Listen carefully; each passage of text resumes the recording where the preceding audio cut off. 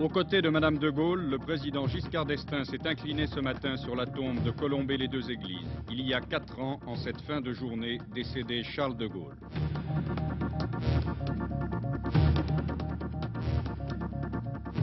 En déplacement à Limoges, le Premier ministre fait une déclaration à la presse. Il se déclare persuadé que les mouvements de grève vont s'estomper et le travail reprendre au PTT. Les évêques français sont réunis à Lourdes pour leur assemblée plénière. À l'ordre du jour, les conclusions du synode qui vient de s'achever et les ressources de l'Église. Aujourd'hui encore, les Springboks ont gagné. Après Nice, ils ont battu une sélection française de rugby, cette fois à Lyon, par 25 points contre 12. Nous terminerons ce journal par une évocation. Colombey, lieu de pèlerinage où des millions de personnes se sont recueillies depuis la mort du général de Gaulle il y a 4 ans ce soir. Mesdames, Mesdemoiselles, Messieurs, bonsoir. Nous ne l'apprenions que le lendemain matin. Mais à cette heure-ci, il y a 4 ans, le général de Gaulle venait de mourir soudainement à Colombey-les-Deux-Églises. Un certain nombre de cérémonies étaient organisées aujourd'hui en souvenir de celui qui fut le chef de la France libre, puis, pendant 11 ans, président de la République française. En fin d'après-midi, une messe se déroulait aux Invalides, et ce matin, à 11 heures, la famille du général de Gaulle et à ses côtés d'anciens compagnons du général ont assisté à un service religieux. Auparavant, Madame de Gaulle avait reçu le président Giscard d'Estaing, qui avait tenu à se rendre à Colombey pour s'incliner sur la tombe de Charles de Gaulle. À Colombey-les-Deux-Églises, ce matin, une brume glaciale enveloppait le petit cimetière où depuis 4 ans repose le général de Gaulle. Comme d'habitude, quelques fleurs simplement sur la tombe du général et de sa fille Anne. À 10h20, le président Giscard d'Estaing, costume gris foncé, cravate noire, est arrivé à Colombey. Il était venu par Mystère 20 jusqu'à la base de Saint-Dizier. Après avoir passé des troupes en revue sur la place de l'église, le président de la République s'est rendu au cimetière. Il y a été accueilli par Madame de Gaulle et par le général Alain de Boissieu, chef d'état-major de l'armée de terre et gendre du général.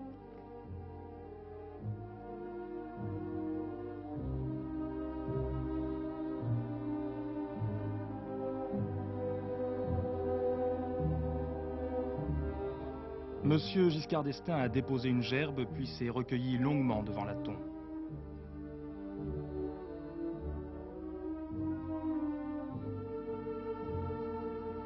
Le chef de l'État a échangé quelques mots avec Madame de Gaulle, puis, avant de reprendre la route, il a brièvement expliqué le sens de son déplacement. Je suis venu rendre hommage au souvenir du général de Gaulle, au nom du peuple français que je représente, pour lui exprimer la gratitude de la France à laquelle il a rendu l'indépendance et dont il a servi la grandeur et la dignité. Une demi-heure après le départ de M. Giscard d'Estaing, une messe a été célébrée dans l'église de Colombey, auprès de Madame de Gaulle, sa fille et son gendre, son frère, Jacques Vendroux, d'anciens collaborateurs du général, et la population de Colombey. Colombey où pendant toute la journée, des fidèles sont venus se recueillir devant la tombe de l'ancien chef de l'État.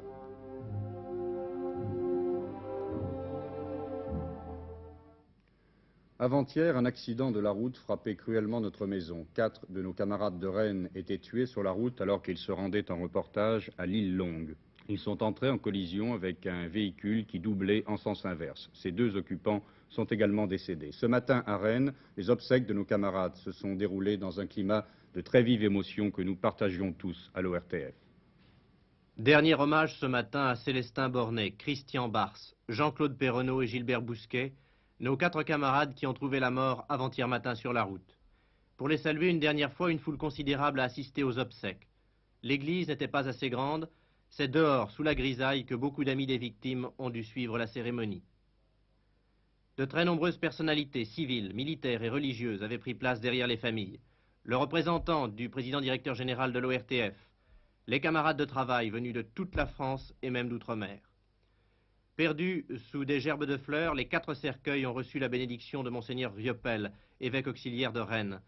Pendant la messe, le célébrant, l'abbé Le Tertre, confrère journaliste, a rappelé les qualités professionnelles de cette équipe anéantie en mission. Mission comme celle qui vous permet chaque jour d'être au courant de l'actualité. Une équipe comme celle qui a disparu est le symbole même du travail de reportage télévisé. De plus, ces hommes qui sont morts étaient presque tous des pionniers de la télévision régionale. Adieu donc, chers amis, chers camarades. Nos 4 camarades étaient mariés et pères de famille. Ils laissent 8 enfants, dont 7 ont de 1 à 8 ans. À leurs épouses et à leurs proches, nous exprimons notre amitié la plus sincère et celle de tous les téléspectateurs, surtout de la région de Rennes, qui se sont montrés touchés par la disparition de cette équipe de reportage de l'Office. La situation sociale a quelque peu évolué en cette fin de semaine. Favorablement à la SNCF, tout d'abord, où, à part quelques retards, les trains fonctionnent normalement. Il n'y a donc pas de problème pour ce week-end de l'anniversaire de l'armistice. Au PTT, selon le secrétariat d'État, le nombre des grévistes est descendu de 40 à 39% pour l'ensemble des personnels. Mais dans les centres de tri, il est passé ce matin à 83% contre 79% hier. C'est au niveau de la distribution qu'il y a le plus de reprises, surtout à l'appel de quelques sections force ouvrière et face à l'attitude générale de cette fédération qui estime les propositions du gouvernement valables. Le Premier ministre, qui se trouvait ce matin à Limoges, a fait une déclaration à la presse à ce sujet. Il a notamment parlé de certaines reprises dans les PTT. Le dialogue entre les pouvoirs publics et les postiers, c'est-à-dire les syndicats représentatifs des travailleurs des PTT, s'est ouvert déjà depuis près de 15 jours entre le secrétaire d'État et les organisations syndicales concernées. Au terme de ce dialogue, un protocole de propositions et d'accords a été arrêté et actuellement, je crois savoir que ce protocole est discuté par les organisations syndicales dont certaines ont déjà fait connaître qu'elles ne pouvaient pas y souscrire, bien que ce protocole apporte un nombre important de satisfactions purement spécifiques au PTT, c'est-à-dire dans le cadre du travail particulier de cette branche de la fonction publique. J'ai observé également qu'une reprise du travail s'effectuait actuellement, ce qui prouve qu'une partie importante des travailleurs des postes et télécommunications ont à la fois apprécié les modalités de la concertation loyale qui a eu lieu entre les pouvoirs publics et les syndicats, et d'autre part le compromis qui était intervenu et qui était actuellement proposé. Alors cette concertation, bien entendu, maintenant débouchera sur la réponse définitive des organisations syndicales et sur la réponse, je dirais, de l'ensemble des postiers qui reprendront, je le pense, le travail la semaine prochaine si les renseignements qu'on me donne actuellement se confirment.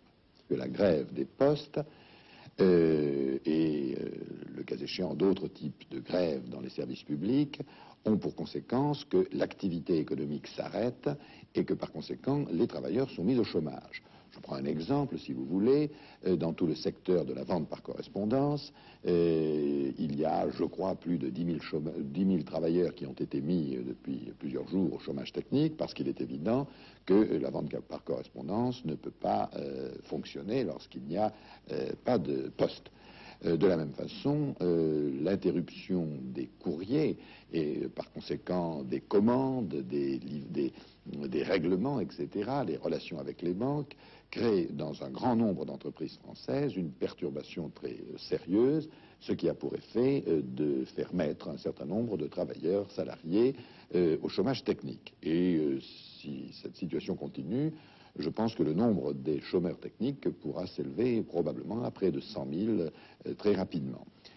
Si ce chiffre n'est pas encore atteint, ce que je ne sais pas.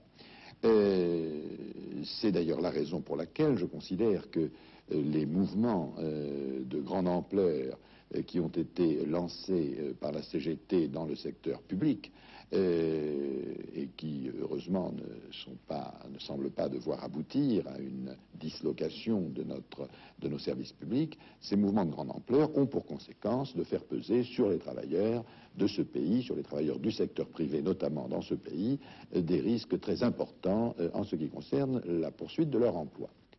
Oui, d'autres conséquences de cette grève des PTT sont signalées ce soir par la Fédération des industries mécaniques, qui annoncent que leur situation est très grave en raison de l'impossibilité de s'approvisionner normalement. Les industries alimentaires, dont les livraisons sont souvent quotidiennes, sont très touchées. Et à ce propos, les organisateurs du Salon international de l'alimentation, qui n'ont pu toucher par poste la profession, rappellent que leur manifestation, qui se déroule tous les 2 ans à Paris, s'ouvrira malgré tout mardi 12 pour une semaine à la porte de Versailles. On saura donc dès les premiers jours de la semaine si la tendance est vraiment à la reprise. La CGT et la CFDT annoncent pour leur part que la grève se poursuit, mais attendent des assurances de la part du gouvernement et sont prêtes, déclarent ces fédérations, à reprendre la négociation. Parmi les autres mouvements de grève prévus pour la semaine prochaine, celui du personnel des impôts à partir du 13 et des mouvements dans la fonction publique à l'appel de la CGT et de la CFDT. Là aussi, Force ouvrière annonce qu'elle ne participera pas à ces arrêts de travail, alors que des discussions sont engagées avec le gouvernement actuellement sur la question, en particulier, des agents non titulaires. Monsieur Météo nous l'a dit tout à l'heure, le temps risque de s'améliorer, mais pour l'instant il pleut dans beaucoup de régions de France, les routes sont glissantes, il faut être prudent. Dans le nord, le mauvais temps a provoqué de très importants dégâts aux cultures.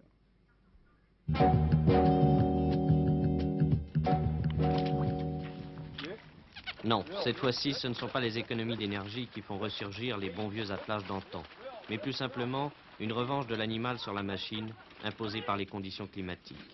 Il a tellement plu ces 2 derniers mois dans toute la région du Nord et du Pas-de-Calais qu'aucune machine ne peut plus rentrer dans les champs, que les récoltes sont compromises et que le préfet vient de la déclarer zone sinistrée.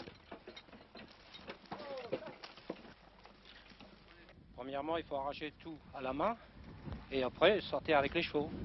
Comme à la chance de Chicorée, voyez-vous, il était arraché à la main et dans l'eau. Et on a sorti avec les chevaux, sinon tout sera encore là. Vous avez essayé avec des tracteurs? Ah ouais, on a tout essayé, mais il n'y a que ça de vrai. C'est le comble. Après une sécheresse record cet été, il est tombé 2 fois plus d'eau ces 2 derniers mois que pour la même période de l'an passé. De quoi convertir les champs de pommes de terre en véritables rizières.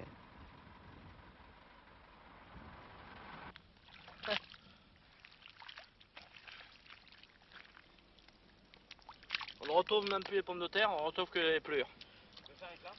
Il y a une machine de 80 kg mise sur un tracteur et pas moyen de descendre la machine pour essayer d'arracher les pommes de terre. Les ornières que l'on voit ont été faites par la machine. Oui. Alors, Sans aucun résultat d'arrachage. alors actuellement, vous les ramassez à la main? Mais obligatoirement, on essaie de tirer ce qu'on peut. Mais je crois que... Est-ce que les pommes de terre vont beaucoup souffrir de l'eau? Ben, pour moi, ils sont certainement perdus à 100%. Là où on le peut, on récolte donc à la main. Mais la main-d'œuvre manque et depuis jeudi dernier, les soldats du contingent aident les agriculteurs sinistrés pour tenter de limiter les dégâts. Il y a encore 5000 hectares à récolter. Si l'on chiffre un hectare de pommes de terre à 800 000 anciens francs l'hectare, vous représentez la perte actuellement si on ne peut pas récolter. Compte tenu du temps, on ne sait pas s'il va geler. Si bien sûr il venait à geler en dessous de moins 6 degrés, il est certain que les pommes de terre sont complètement perdues.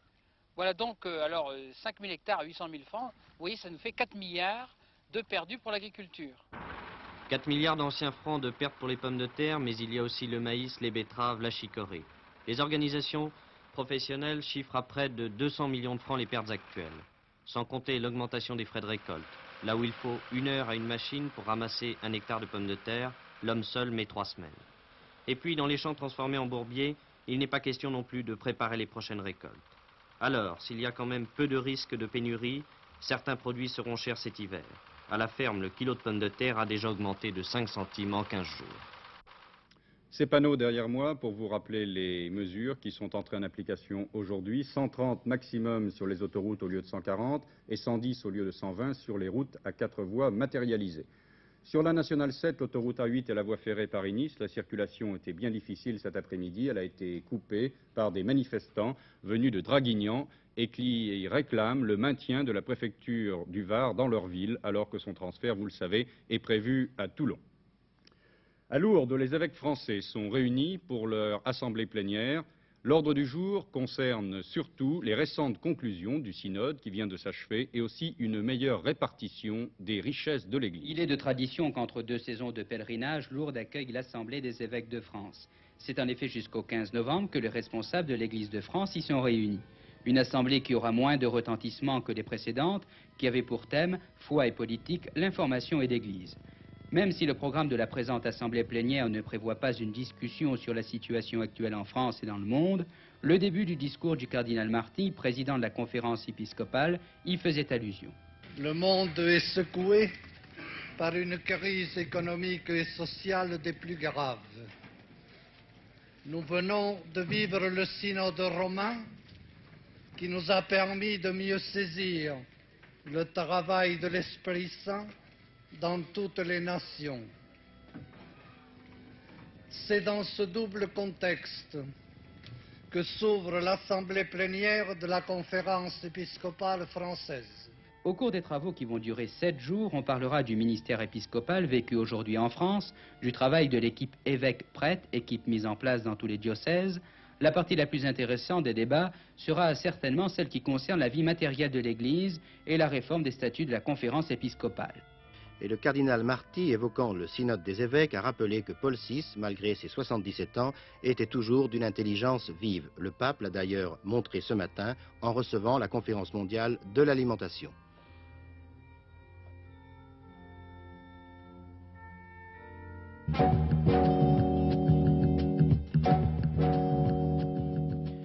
Nouveau cri de Paul VI, jamais plus la faim. Paraphrasant l'appel qu'il avait lancé en 1965 aux Nations Unies, jamais plus la guerre, le pape engage son autorité morale dans la lutte contre la famine. Recevant les participants de la conférence mondiale de l'alimentation, Paul VI dénonce le scandale des excédents alimentaires que certains pays détruisent périodiquement. Évoquant des solutions possibles pour stopper la famine, le pape demande que l'on cesse de sous-évaluer l'importance de l'agriculture. Il se prononce pour la création d'un fonds mondial en faveur des pays les moins favorisés et la réduction des dépenses d'armement. Enfin, le pape, évoquant les campagnes en faveur du contrôle des naissances, s'est écrié « Il est inadmissible que l'humanité cherche à résoudre les problèmes de la faim en interdisant aux pauvres de naître ou en laissant mourir de faim les enfants dont les parents n'entrent pas dans le cadre de plans théoriques sur l'avenir de l'homme. » Vous avez pu suivre hier soir sur notre chaîne l'émission Les Grands Reporters qui était consacrée à la faim dans le monde. À la fin de cette émission, un appel nous a été lancé au nom de l'UNICEF et donc au profit de tous les enfants du monde qui sont dans la misère. Je vous rappelle que vous pouvez adresser vos dons en chèque avec cette simple adresse UNICEF Paris ou bien par virement au CCP 150 Paris. Nous en arrivons au sport. D'abord en football, le résultat du match de première division de la journée, Metz contre Reims, match nul 1-1. Ce soir, à partir de 20h30, 8 matchs vont se dérouler. Rugby, il y a eu quelques accrochages sur le terrain. À Lyon, une fracture de la mâchoire pour le deuxième ligne de Béziers, Michel Palmy. Mais les Springboks ont tout de même remporté très nettement ce match contre une sélection française. Les Africains du Sud jouent de droite à gauche en cette première mi-temps. Dans quelques secondes, ils vont marquer le premier essai de la partie. Mais les Springboks mènent déjà 9,6, 2 pénalités et un drop pour les Africains, 2 autres pénalités côté français. Ici, le dégagement de droite court aboutit entre les mains sud-africaines, celle de Fourie, puis aux troisième ligne, Grobler, enfin Dostoysen. L'arbitre, M. Tardy, accorde l'essai, mais les caméras de la télévision sont encore mieux placées que les yeux de l'arbitre. Ce ralenti et ces images arrêtées ne laissent planer aucun doute. Le ballon échappe à Dostoysen quelques centimètres avant la ligne. À aucun moment, le 3/4 sud-africain n'a pu poser le ballon avec ses mains dans l'embut français. La transformation sera réussie et l'Afrique du Sud va mener 15-6 à la mi-temps.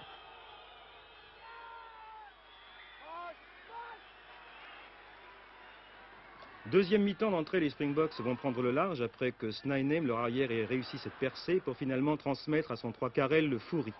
L'Afrique du Sud mène par 21-6, mais à l'image bientôt de notre numéro 11 Averous, les Français vont alors bousculer leurs adversaires, mais ils échoueront souvent dans leurs ultimes tentatives. Les Français marqueront encore un essai, mais finalement les Africains auront le dernier mot. Score final 25-12. Et nous allons terminer ce journal par une évocation de Gérard Herzog, pèlerinage à Colombey-les-Deux-Églises. Tous les dimanches et souvent en pleine semaine, des visiteurs se rendent nombreux dans le village et dans le petit cimetière où repose le général de Gaulle. La visite se poursuit aux alentours de la Boisserie et au Mémorial. Pendant ces 3 jours, nombreux seront ceux qui se seront rendus à Colombey pour rendre hommage à Charles de Gaulle. Il y a 4 ans, ce soir, le chef de la France libre venait de mourir subitement.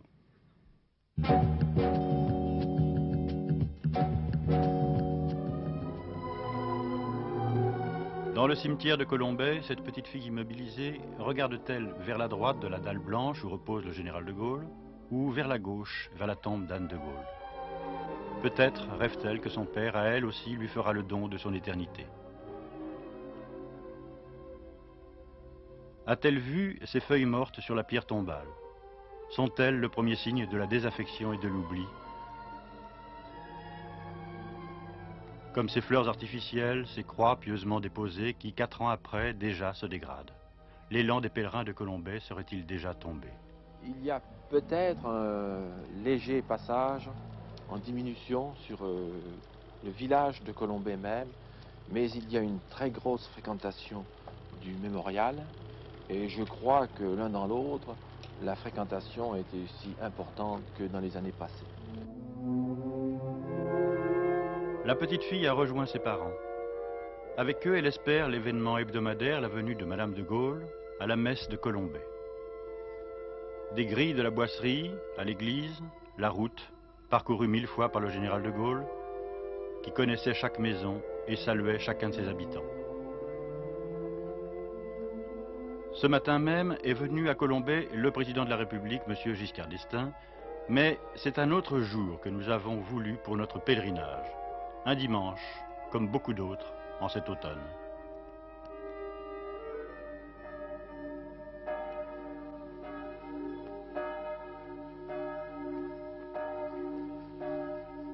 Et comme notre petite fille et sa famille, nous aurons la chance de suivre de l'église au cimetière Madame de Gaulle mieux qu'on ne l'a jamais fait.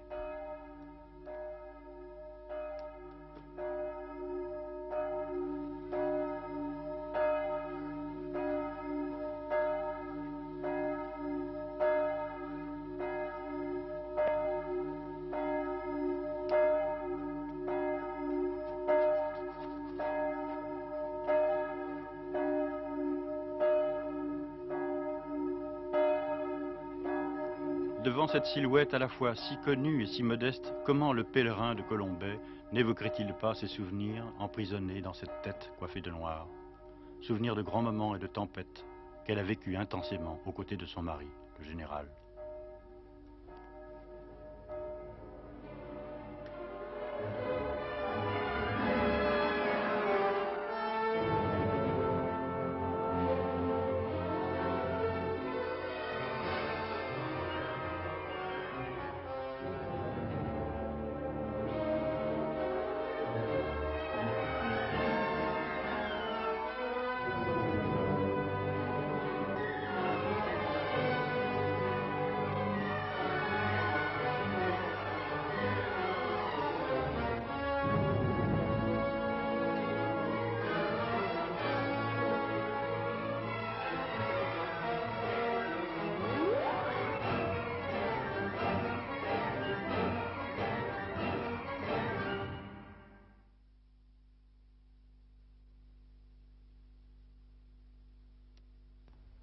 L'opérateur qui filmait la veille même de sa mort ne pouvait imaginer qu'il fixait ainsi les dernières images du général de Gaulle vivant.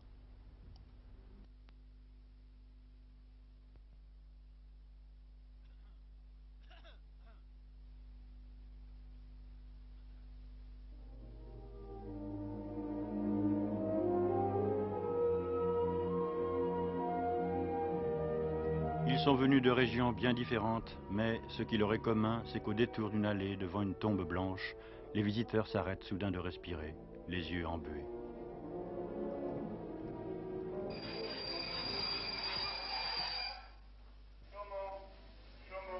Comment arrivent-ils ces voyageurs de l'automne? Par le train jusqu'à la gare de Chaumont, puis par car jusqu'à Colombey, dont, selon l'itinéraire établi, on voit d'abord l'église, le cimetière. À l'instar de la cathédrale de Chartres dans la Beauce, la croix apparaît aux visiteurs venus par la route comme plantée, nue, dans ce sol de l'Est. Au pied du mémorial, tous les chemins de Colombey se rejoignent et les pèlerins, jeunes devant, vieux derrière, entreprennent l'ascension, chacun selon ses jambes, chacun selon son cœur.